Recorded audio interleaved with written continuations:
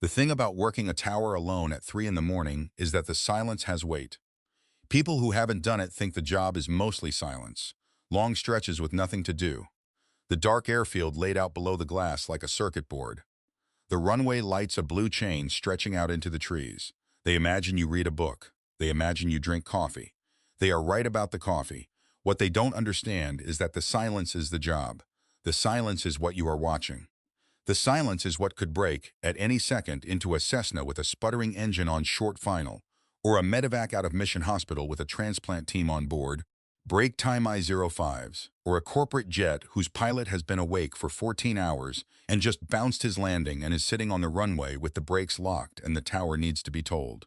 The silence is what you are paid to break, and you are paid to break it correctly, on the first try, in the right phraseology, on the right frequency, every single time. There is no second try. There is no asking again. There are only the words you say and the words the pilot says back. And between those two sets of words is whatever happens to the people in the airplane. I am writing this. No, I am not writing this. I want to be careful about that. I am saying this out loud into the voice memo on my phone because I do not trust myself to write it down yet, and because the act of writing it down would require me to sit at a desk and look at a screen, break fives, and I cannot look at a screen right now. I am in my car. The car is in the parking lot of a Waffle House on Tunnel Road in Asheville. It is 8:47 on a Thursday morning in early November. I came off shift at 8. I did not go home. I drove here. I am going to eat eggs in a minute. First, I am going to say what happened, because if I do not say it out loud while it is still in me, I think it will become the shape of something I can live with, and I do not want to give it that shape yet. My name is Imani Reeves. I am 26 years old. I have been an air traffic controller for 2 years, certified 11 months ago. I work at Asheville Regional Airport, which is a Class C facility with one runway, one taxiway, one tower, and not enough traffic between midnight and 6 to justify staffing both the tower and approach positions. Break time 05, so the midnight shift runs combined. One controller covers both. That controller has been me, 3 nights a week since the rotation changed in September. Last night was my third solo midnight. The first 2 had been ordinary. A FedEx flight in at 2:15, a couple of cargo movements, a medevac out at 4. Quiet. The kind of quiet where you walk the cab once an hour just to feel your legs. I want to describe the cab because the cab matters. The tower at AVL is 104 feet tall, which is short by tower standards. The cab is a glass octagon, 7 of the 8 sides looking out at the airfield, the 8th opening onto the stairwell. Inside, the equipment is arranged in a horseshoe. The approach radar scope to my left when I sit in the supervisor chair, the tower position to my right, the flight strip bays in front of me, break time 05s, the radio panel above the strips with the frequency selectors, and the transmit pedal under the desk. The lights inside the cab are kept very low. You can dim them on a slider, and at night you dim them almost all the way, so that your eyes can see out into the dark. The radar scope has its own light. The strips are printed on white paper that almost glows in the dim. The runway out the window is a blue line tapering into the trees. The mountains beyond are a darker dark against the sky. The radar I use is called STARS, Standard Terminal Automation Replacement System. It pulls returns from 2 sources. Primary radar, which is the actual radio bounce off any physical object in the airspace, and secondary radar, which is the transponder reply from any aircraft squawking a code I or another controller has assigned them. A break time primary returns show up as small unfilled triangles. Secondary returns show up as data blocks with the aircraft's call sign, altitude, and ground speed. A normal commercial flight gives you both the primary bounce and the secondary transponder reply, overlapping. A small plane without a transponder, or with a failed transponder, will only show as primary. A plane with a working transponder but turned off primary radar due to airspace masking or distance or just the limits of the equipment will only show as secondary. I am explaining this because what happened at 1:23 a.m. last night was that I received a radio transmission from an aircraft that gave me neither. I was working a TBM 700, a single-engine turboprop, inbound from Knoxville, a flight called Citation 4 Charlie 4. The pilot's name was Greg. Break time 05s. I know it was Greg because he had been calling me Imani over the air for the last 20 minutes. Which is not standard phraseology, but is the kind of thing that happens at 1 in the morning when the controller and the pilot have been talking on a frequency that has no other traffic. He was about 18 miles out, descending through 6,000 feet, set up for the RNAV runway 17 approach. I had cleared him for the approach and switched him to tower frequency 118.1. He had read back. I had moved my hand to pick up the coffee cup on the desk to my right. The radio said, Asheville Tower, Cessna 748, 10 miles north, inbound for the localizer 23. The first thing I want to say about this transmission is that it was perfectly clear. There was no static, no breakup. Break time of fives, Tino engine noise in the background. The voice was male, middle-aged, calm. The cadence was the cadence of a pilot who has done this thousands of times. The phraseology was correct. Asheville Tower before the call sign, position before request.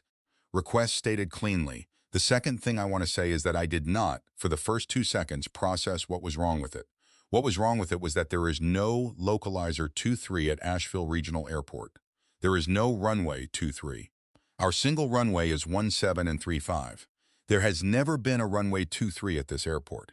There is not even a place where a runway 23 could be. The terrain doesn't allow it. The other thing wrong with it, which I noticed about a second after the runway thing, break time 05s, was that the radar showed no aircraft anywhere within 40 miles other than Citation 4 Charlie 4. There was no Cessna 748 on primary.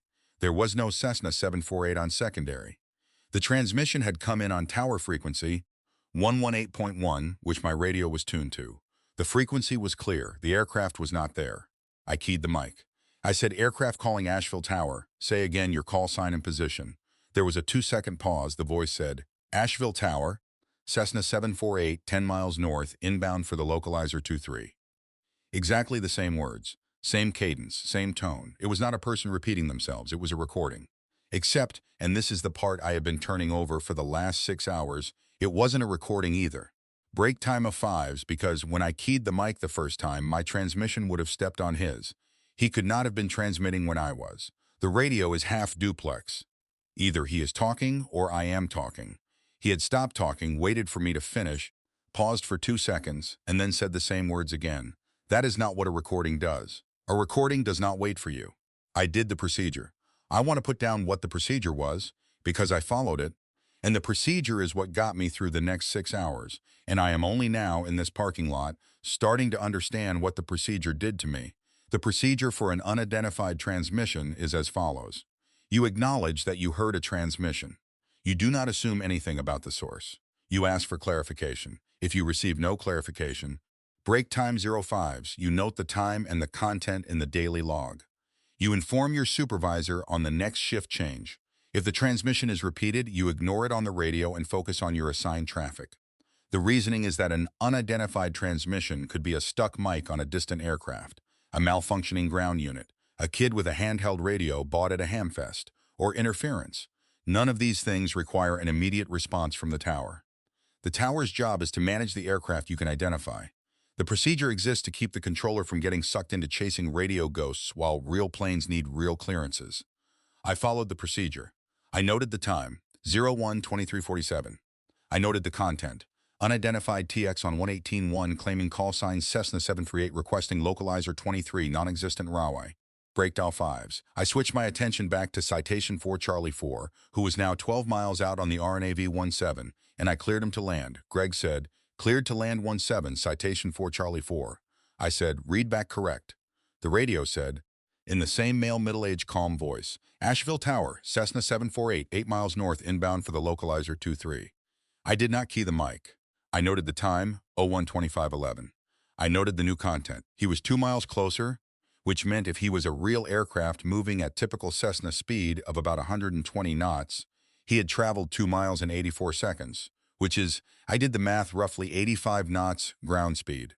Slow for a Cessna in level flight at altitude, but possible if he was descending and bleeding off speed for an approach. Break, time 05s.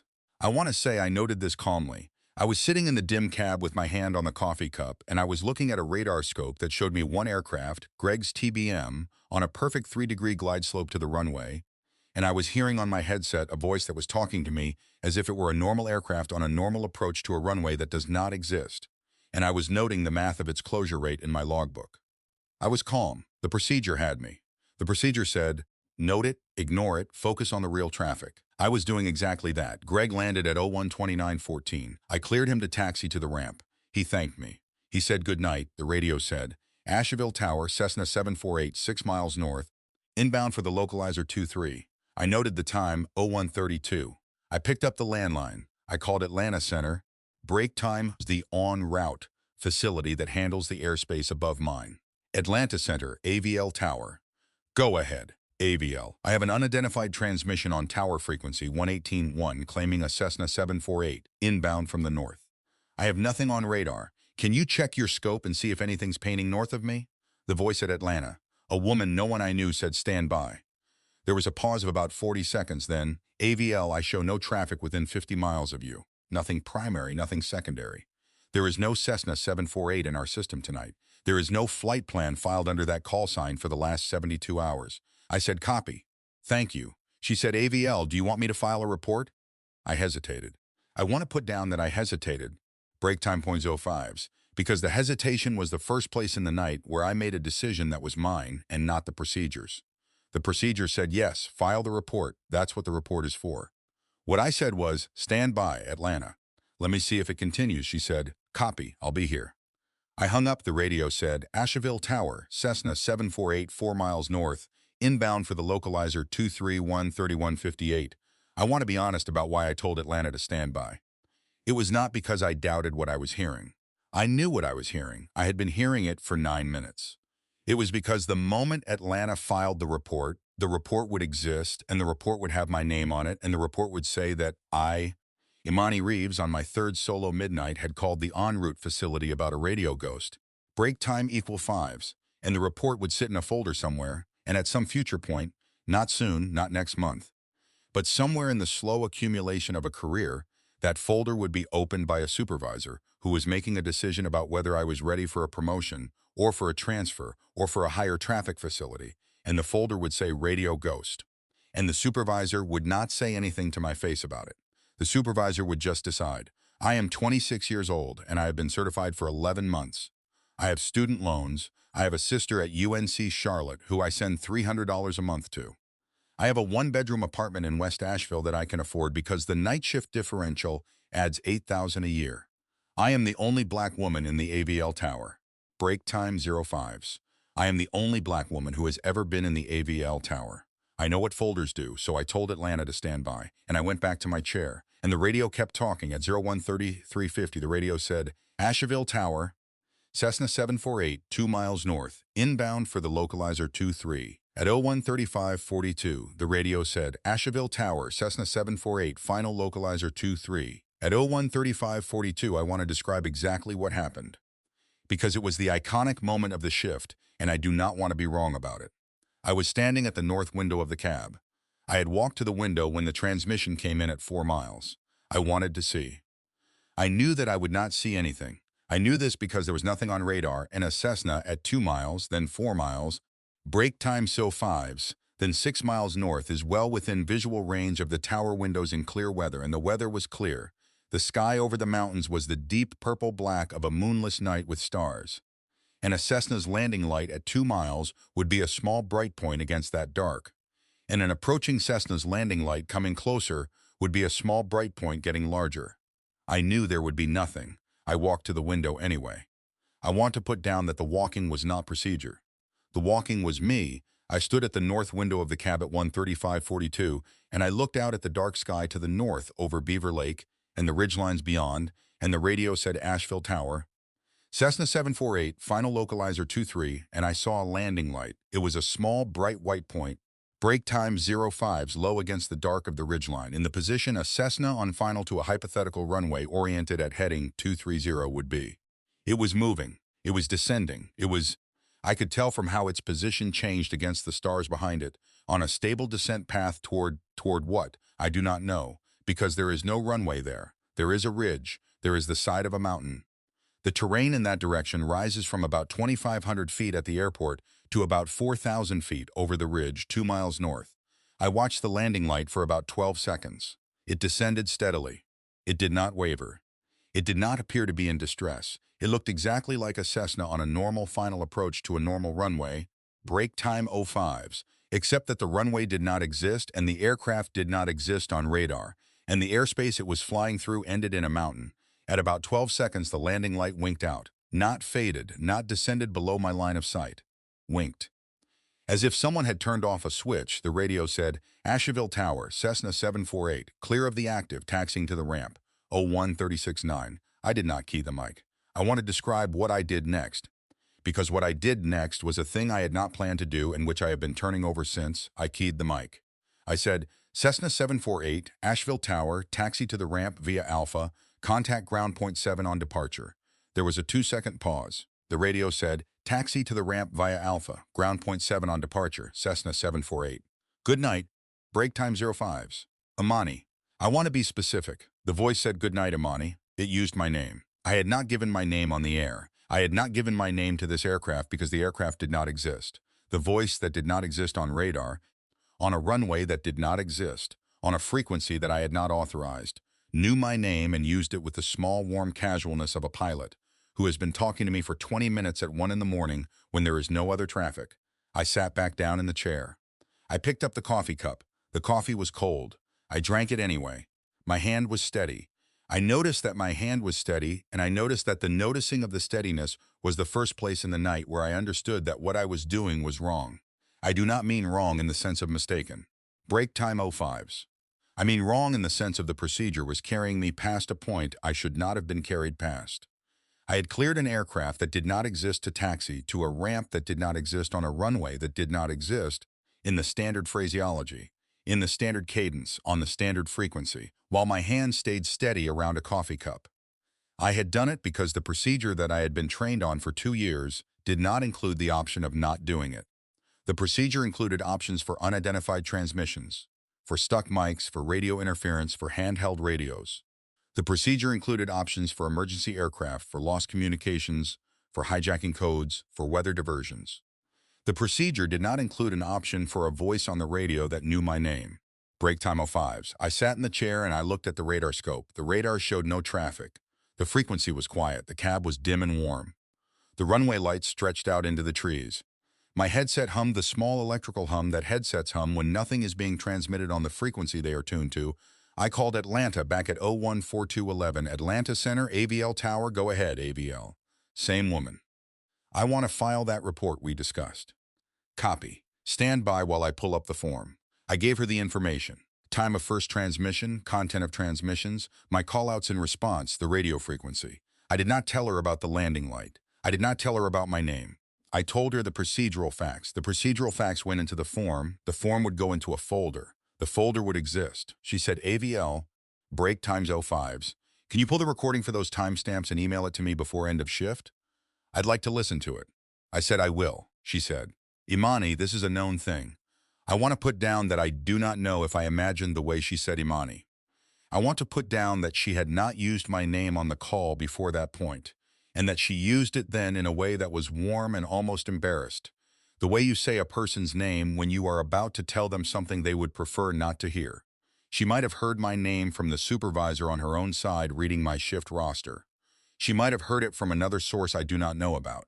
I do not want to attach meaning to her use of my name that is not there. I want to put it down as a thing that happened. I said, what do you mean? She said, break time .05s. I mean, it has happened before, not often.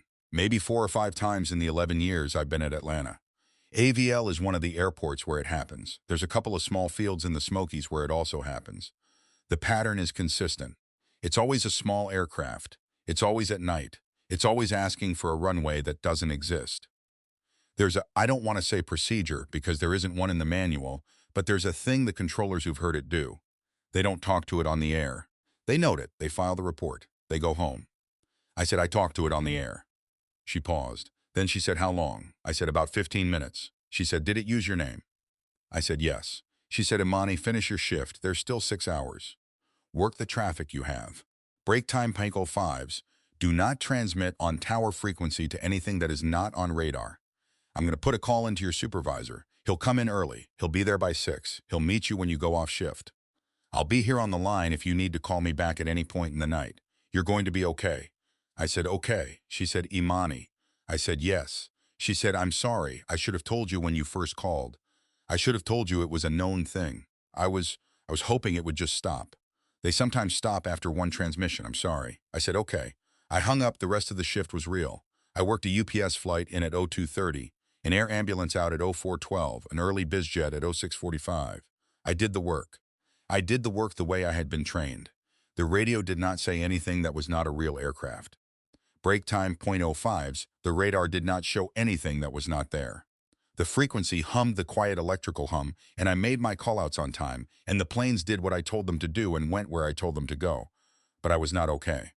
I want to be careful about how I describe this, because I am still in the parking lot at the Waffle House, and the eggs are inside and getting cold, and I have not been to sleep in 26 hours. And I do not want to overstate what I am feeling.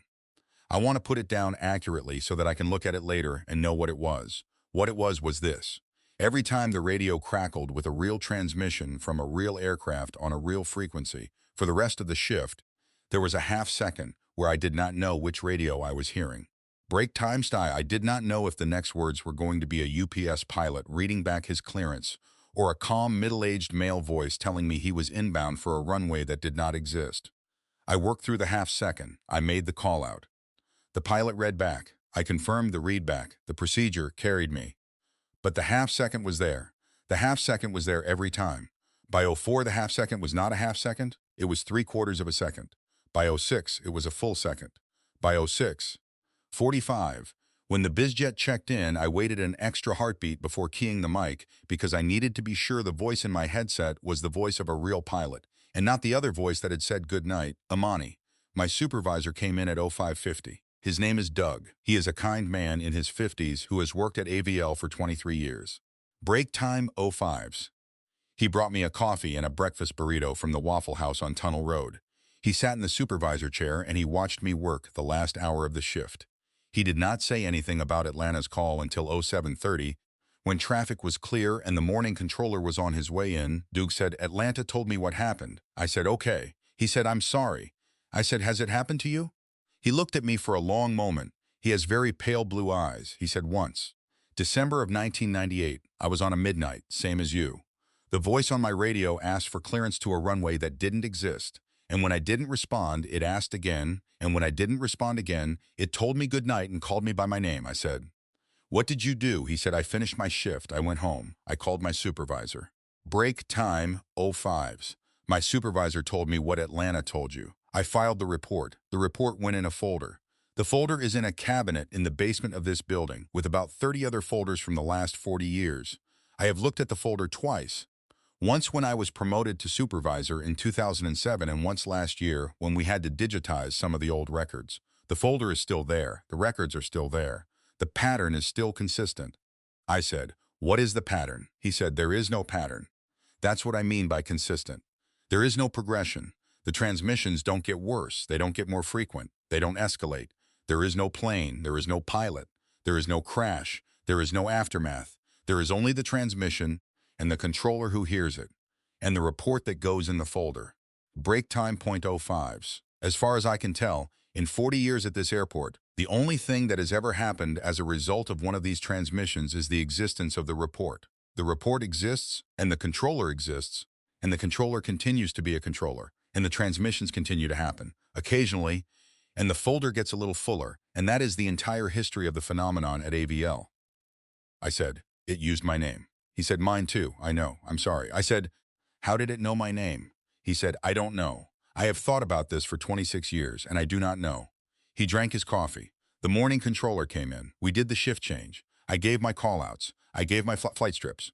I noted in the daily log the unidentified transmission, with timestamps, break time 05s. In the procedural language requires. I signed the log. Doug signed the log. The morning controller, whose name is Brian, and who has been a controller for 30 years, signed the log. None of us said anything about the content of the entry while we were signing it. Brian looked at me as I was packing up my things to leave. He said, "First one?" I said, "Yes." He said, "It'll fade." I said, "Has it happened to you?" He said, 3 times. 2004, 2011, 2019. It fades. I said, "Did they use your name?" He paused. Then he said, "Yes." I said, "Each time?" He said, "Each time." I said, "Why?" He said, "I don't know, Imani. I really don't. I think they are friendly. That's the part I find hardest to put down. I think whatever is making the transmissions is trying to be polite, break time equals 05s, in a way that is consistent with the radio etiquette of a pilot. Because that is the language it is making transmissions in, And politeness in that language includes using the controller's name when traffic is light and the conversation has been going on for a while. I think it is using a script that is several decades old, and the script has rules about familiarity, and the rules require that after a certain number of exchanges between the same two voices, the names get used. I think it does not know that we don't want it to use our names. I think it does not know that the using of our names is the worst part. I think if we ever found a way to communicate back to it the request that it stop using our names, it would stop. I do not know how we would communicate that. Break time of fives. I do not know how anyone in this building has ever communicated anything back to it. I have not tried. He shrugged. He sat down in the supervisor chair. He pulled the morning strips toward him. He said, "Drive safe, Amani." I said, "Thank you." I came down the stairs. I came out of the tower into the gray light of the morning. The temperature was 41 degrees. The sky over the mountains was overcast and low. I walked across the employee parking lot to my car, which is a 2014 Honda Civic that my sister and I bought together when I got the job.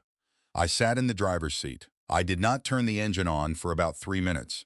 I sat with my hands on the steering wheel, and I looked at the dashboard, which was dark, and I thought about the half second.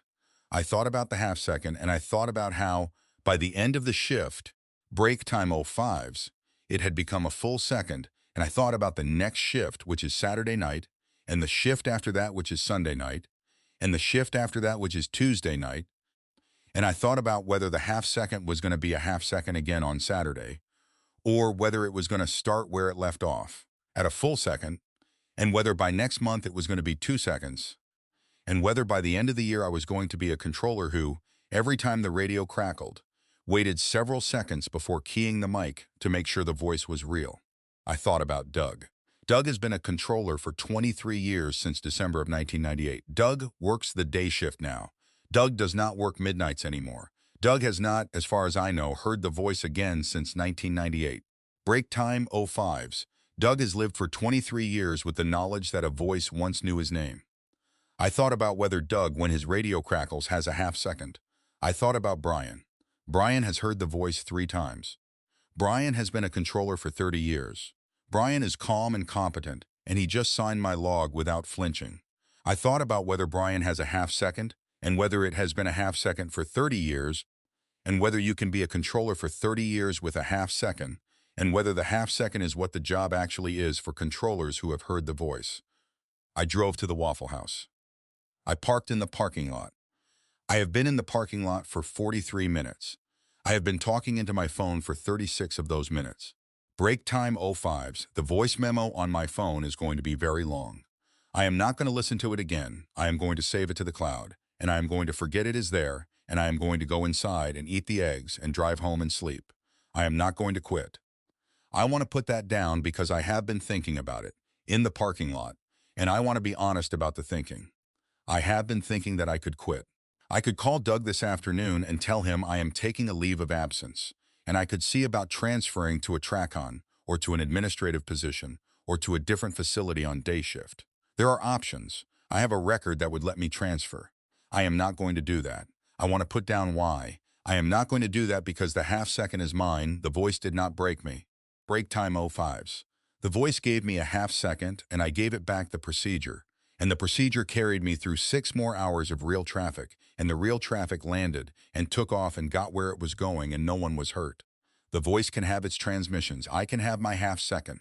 The half second can be the cost of doing the job. Doug has a half second and Brian has a half second, and they are good controllers, and the airport runs and the planes land. I can have a half second and still be a good controller, and still be the person my sister calls on a Thursday nights, and still be the person who pays the rent on the apartment in West Asheville, and still be the person who is 26 and who is going to be 27 in March. The voice did not know that. The voice thought it was being friendly. Break time 5s. The voice used my name because in the language the voice is making transmissions in, using my name is the polite thing to do when traffic is light and the conversation has been going on for a while. The voice does not know what the using of my name did. The voice is a voice. The voice is, as far as anyone in the AVL tower knows, the polite repeating transmission of something that has been polite and repeating in this airspace for 40 years and that has never hurt anyone. I am going to eat my eggs. Wait. I want to put down one more thing. I want to put it down because if I don't put it down, I am going to spend the rest of the day thinking about it. and I want to leave it on the voice memo and walk inside. When I was driving from the tower to the Waffle House, on the highway, I had the radio on, the car radio, not the headset. Break time 5's, the car radio, tuned to the local NPR station, doing the morning news. I was listening to a story about the budget vote in Raleigh. The reporter was a woman whose voice I did not recognize. She was talking about the appropriations process. At about 8:35, as I was getting off the highway at the Tunnel Road exit, the reporter finished her story.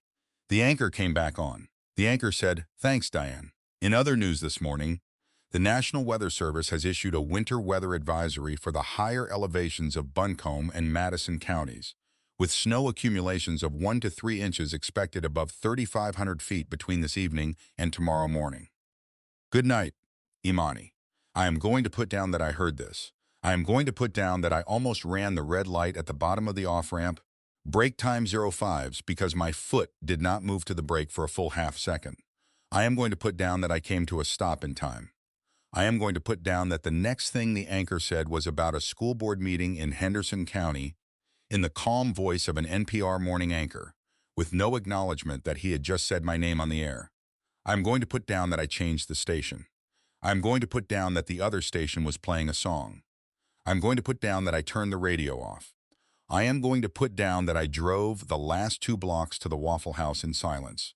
I am going to put down that I have been sitting in this parking lot for 43 minutes, and the engine has been off, and the radio has been off, and the phone has been in my hand, recording, and that I am about to go inside and eat eggs, and that when I go inside, I am not going to turn the radio on again today. I am not going to turn the radio on tomorrow. I am going to drive to work on Saturday night with the radio off. I am going to work the shift. I am going to work the traffic I have. I am going to not transmit on tower frequency to anything that is not on radar. I am going to have my half second. The half second is what I have. The half second is mine. I am going inside now.